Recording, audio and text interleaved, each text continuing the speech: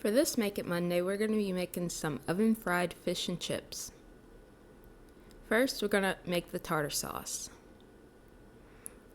In a small bowl, mix some mayonnaise, relish, and lemon zest, and put it in the refrigerator until it's ready to serve. Next, we're going to cut some potatoes up into some wedges, toss it with some oil, salt, and pepper. Next, we're going to put it on a baking pan and put it in a preheated oven at 400 degrees. We're going to cook those fries for about 40 minutes, and you're going to need to stir them every now and then. Meanwhile, we're going to get our cod, or whatever fish you have, and I just sprinkled it with some salt and spread some mayonnaise on there.